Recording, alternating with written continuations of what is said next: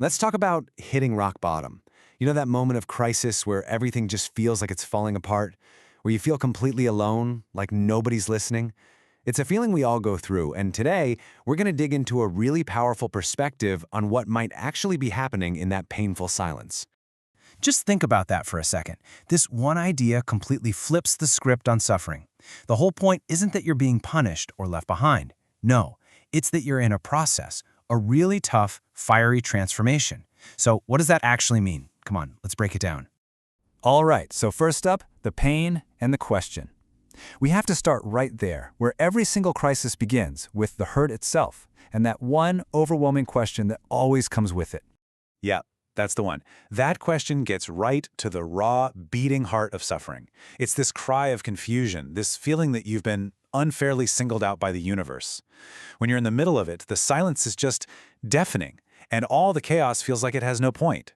It's way more than just being sad. It feels like the ground has literally vanished from under your feet. You're just lost. And that feeling of being completely lost, well, that almost always leads to a deep, deep sense of isolation, which is exactly what we're going to get into next.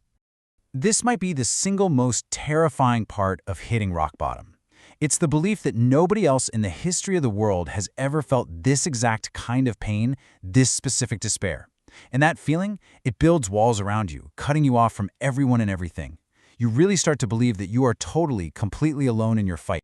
But here's the thing. The answer from our source is a powerful, resounding no. You are not alone, not even close. It points out that even Jesus, in his final moments of agony on the cross, cried out because he felt abandoned. This is so important because it shows us that feeling broken, feeling pushed to your absolute limit, that's a profoundly human experience. It's not a sign of failure. It's a sign that you're human. Okay, so this is where everything starts to shift. Let's move from the pain itself to a metaphor that gives it real meaning: the goldsmith's fire. Check this out. It's such a powerful contrast. On one side, you have your internal experience, the chaos, the silence, the feeling of abandonment. But on the other side, there's a totally different reality of what's actually going on.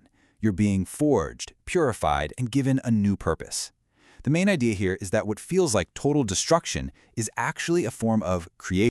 So there's a name for this. Our source calls it the fuego de prueba, or the trial by fire. And it's an incredible concept. A trial by fire isn't meant to burn you down to nothing. No way. It's designed to burn away the impurities, all the junk, to reveal the pure, strong, and valuable core that was in you all along. So how does this whole refining thing actually work? Well, first, the raw metal gets put into some serious heat. That heat forces all the impurities, all the weaknesses in the dross, to rise up to the surface.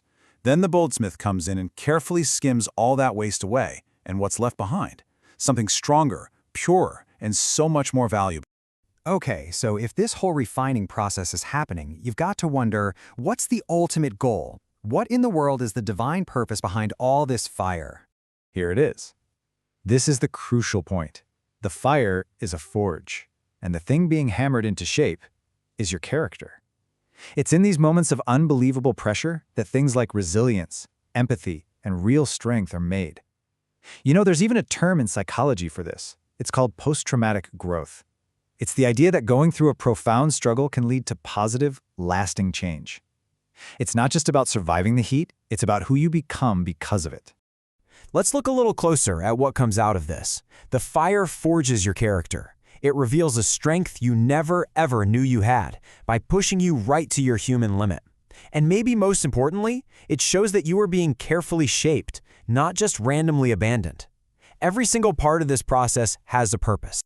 This is such a key insight from our source. It's saying that your breaking point isn't the end.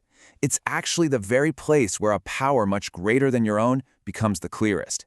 It's right when our own strength runs out that we tap into this deeper source that we never knew was there. And that brings us to our final section, to the ultimate message of hope that's waiting on the other side of this whole trial by fire. This is the promise. That fire, the crucible, it's not a tomb. And the pain is never the end of the story. Just like in the story of Jesus, the moment of the greatest darkness, that feeling of being totally abandoned, is followed by resurrection. The trial is temporary, but the transformation, that's permanent. Renewal always follows the fire. So, I want to leave you with a question to take with you. If you're in a trial by fire right now, or if you can look back and remember one, here's the final thought. Instead of asking, why is this happening to me? What if we tried asking, what is being forged in me? What impurities are being burned away, and what brilliant, pure gold is just waiting to be revealed?